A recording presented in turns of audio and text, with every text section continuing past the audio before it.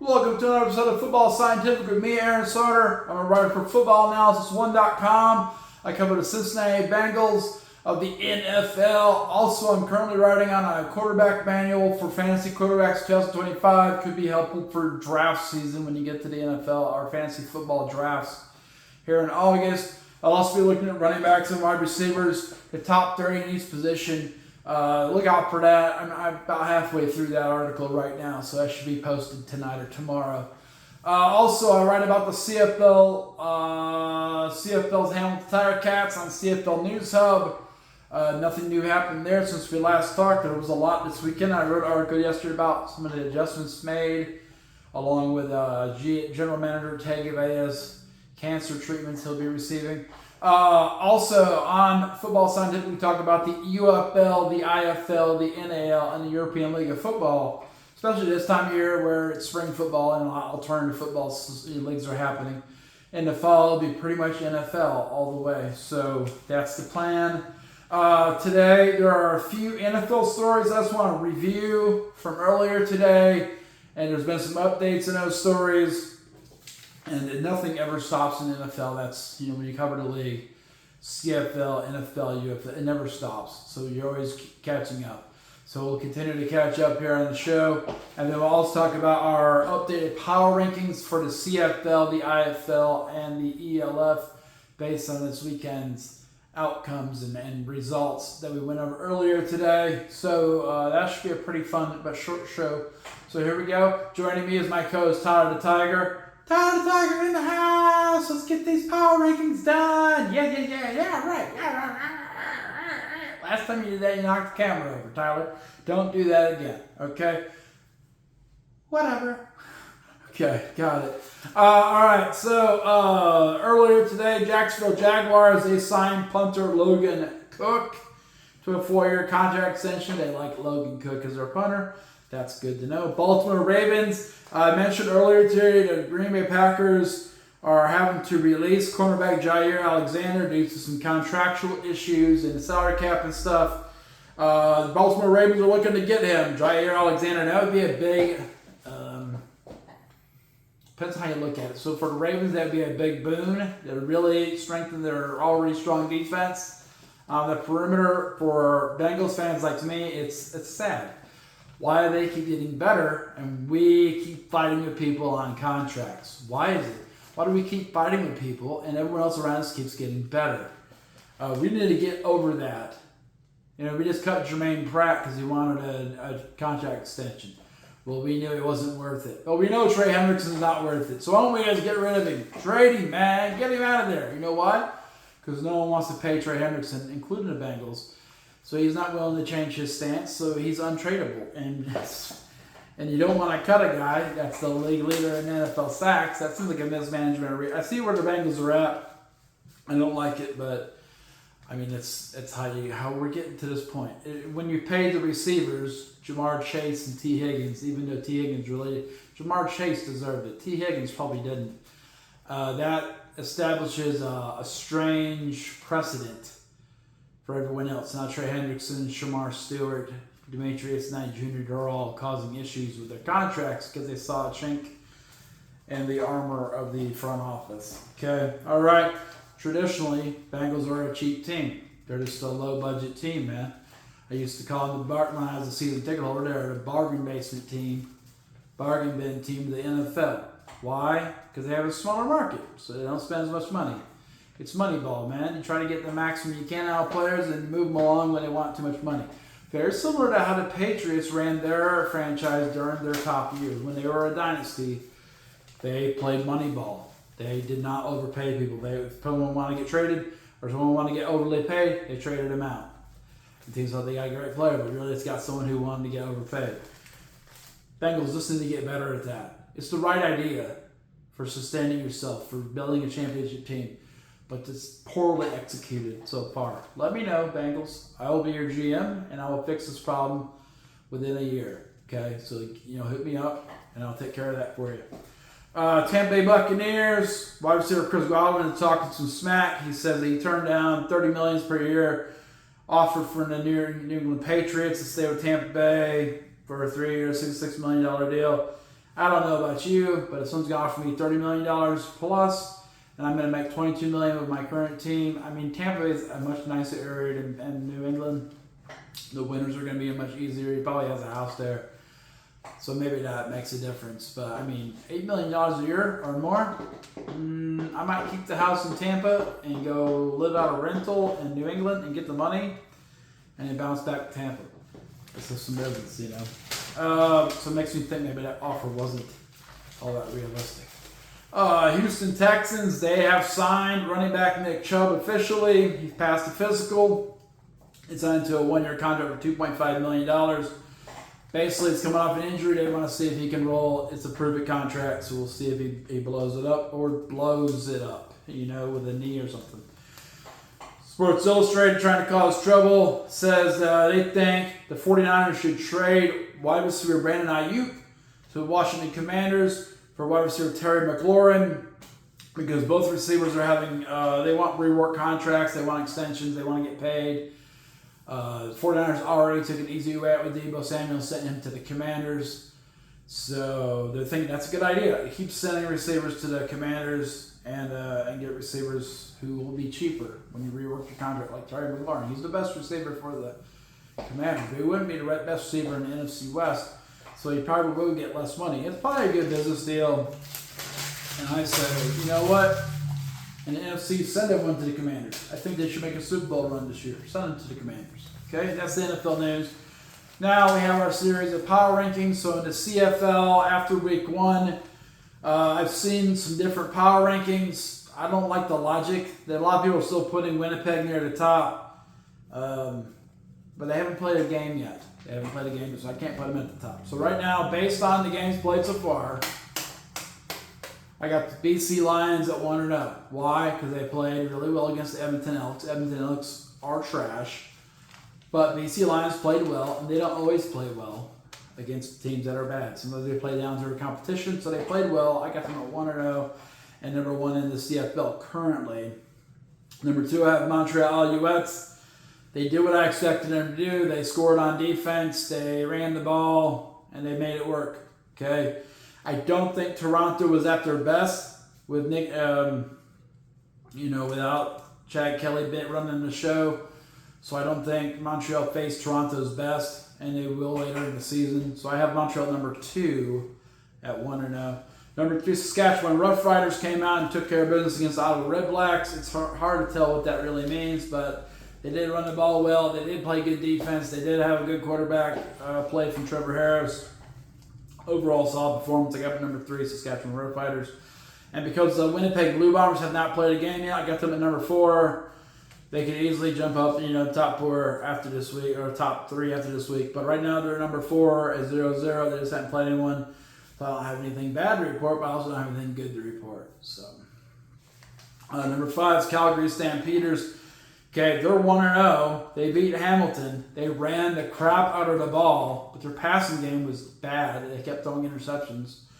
So, Vernon Adams is kind of that player. He'll be streaky. He'll come out and make some plays, and he'll come out and throw some interceptions. Tiger Cats couldn't expose that from the Calgary Stampeders. I don't think the Stampeders played championship-level football against the Tiger Cats. Tiger Cats definitely gave them a lot of easy stuff. So even though they're 1-0, I don't put them over Winnipeg. I don't think they beat Winnipeg head up. But yeah, they might. We'll find out sooner than later. Number 6, Ottawa Redblacks.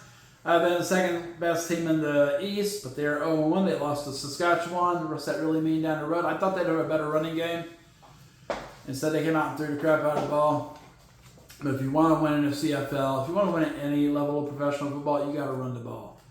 Ottawa did not commit to running the ball, and they did not win the game. Number 7, some people have the Tiger Cats as lower than, but I got them at number 7 because offensively, they'll once again be one of the strongest, most explosive teams in the league offensively.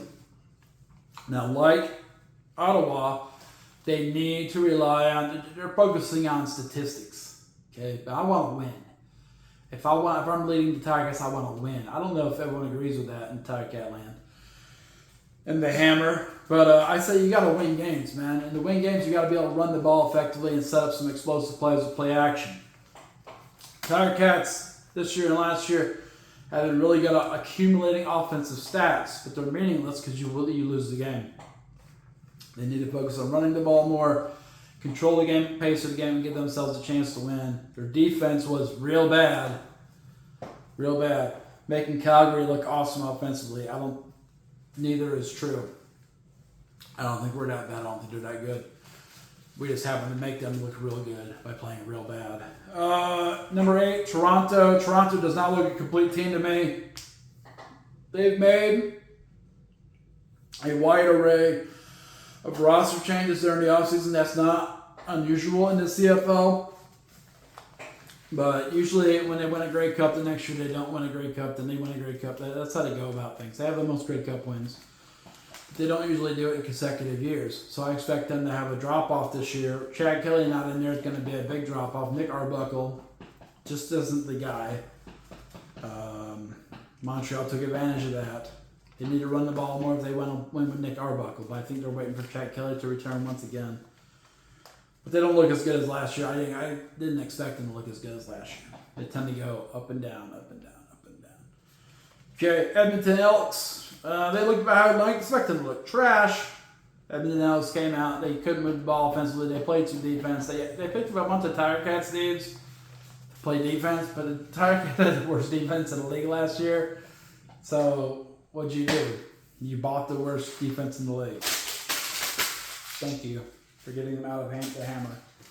All right, in the IFL power rankings after week 12, we're getting down to the last third of the season there. Playoff pushes are coming up. So we'll start seeing things develop here. IFL Week 12. Number 1, I got the Barrie Panthers number 1 in the league. I think they're the best team in the league. They're 7-2, and they're playing the best football right now, offensively and defensively. They got a tough, hard-fought win against the Tulsa Oilers. And with the Arizona Rattlers starting to bottom out right now, Barrie is climbing up. So, that's not unexpected. I think I had them winning the West Division in my preseason rankings. So in the West Division tends to be tougher than the East Division, so it's a facto. They are the top team in the league right now. That could change any week. Quad City Steamwheelers, I have them at number 2. They were number 1 last week. They won against somebody, the San Antonio Gunslingers. I just wasn't impressed. I don't think they played winning football. They just happened to face a team that couldn't play winning football. If that makes any sense. Steelers didn't really win the game. They just didn't allow the Gunslingers to win the game. So they're 8-2, top team in the East. Number 3, Green Bay Blizzard are 7-3. They played better than expected against Iowa. It's not a great competition, but they are surging right now to 7-3. They've won several games in a row. Very similar to last year. They're climbing quickly. They may overtake Quad City over the next couple weeks. Does that mean anything in the playoffs? No. They lost in the playoffs last year. But they do have an explosive offense, just not as good of a defense as they did last year. Number 4, Jacksonville Sharks. I'm not sure how they beat the Arizona Rattlers, but they took advantage of situations and poor decisions and lack of execution on the Rattlers' part. Some injuries and stuff like that. So Jacksonville gets the big win at home against Arizona. I have Jacksonville making it to the championship game, and it's going to happen like this. It's going to happen by chance here and luck there and stuff like that.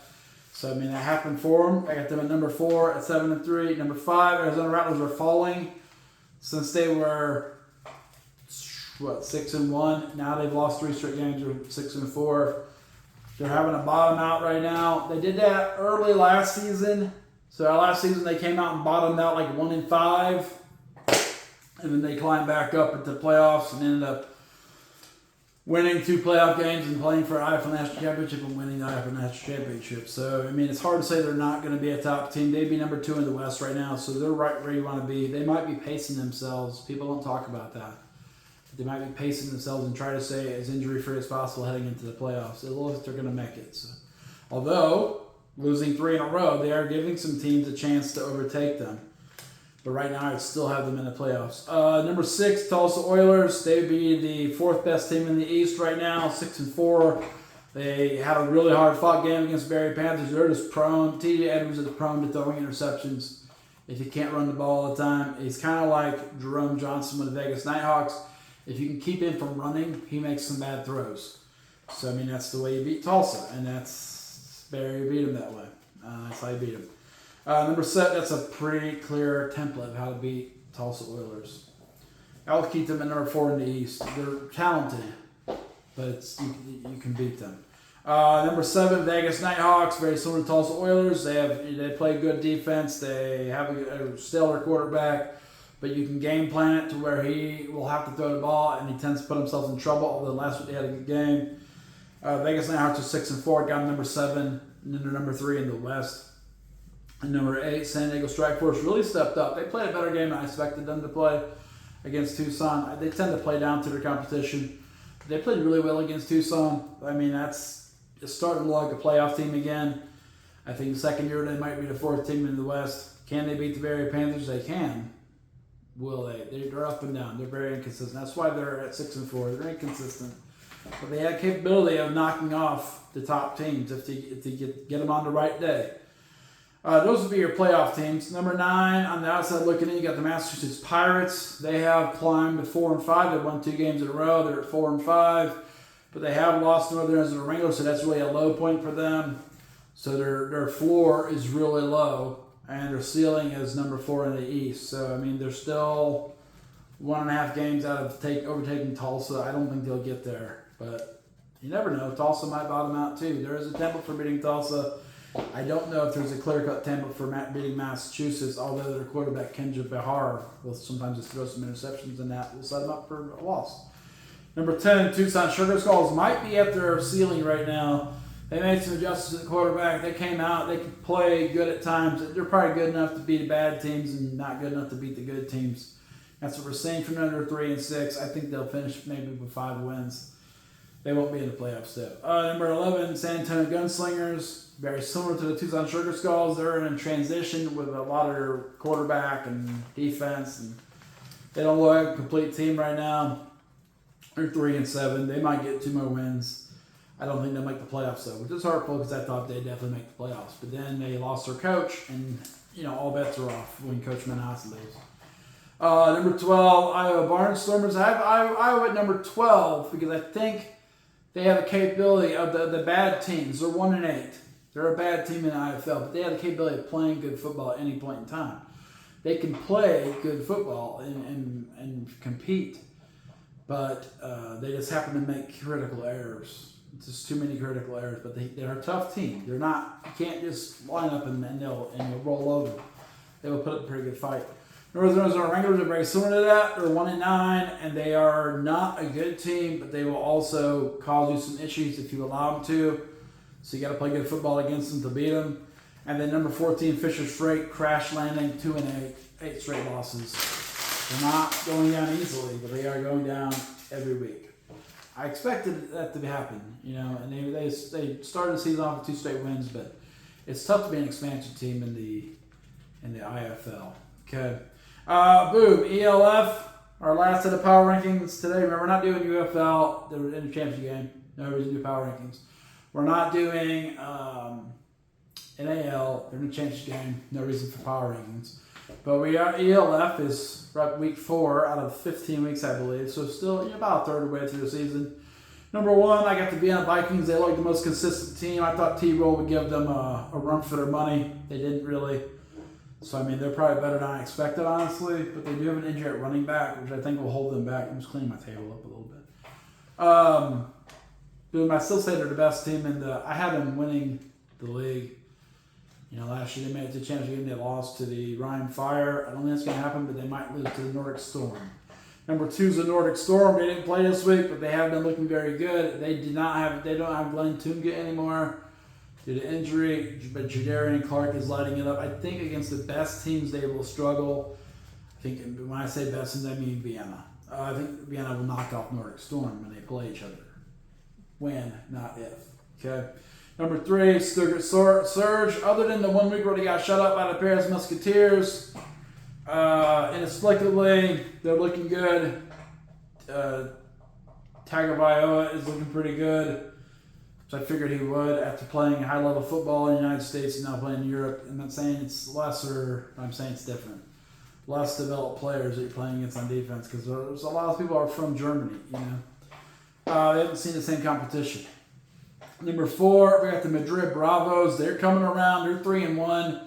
Secret Surge are 3-1. Madrid is starting to round into the team I thought they would be. Reed Sinet's looking pretty good. He maybe got the bad stuff out of the system. He's looking pretty solid. So maybe Madrid's getting ready to make another move to the playoffs and maybe go further this year. We'll see. Frankfurt Galaxy looking much improved from last year. We expected them to be a much better team, and they're trying to get back to the playoffs. They've not been in the playoffs for the last 3 years. So right now they would be a playoff team. They're 3-1. They just need to keep it rolling. Injuries will become an issue for them if they have any. So I mean, you're just trying to stay healthy and get each win. Number 6, Munich Ravens lost to the Circuit Surge, but they kind of lost the way I expected them to, running the ball and playing tough defense.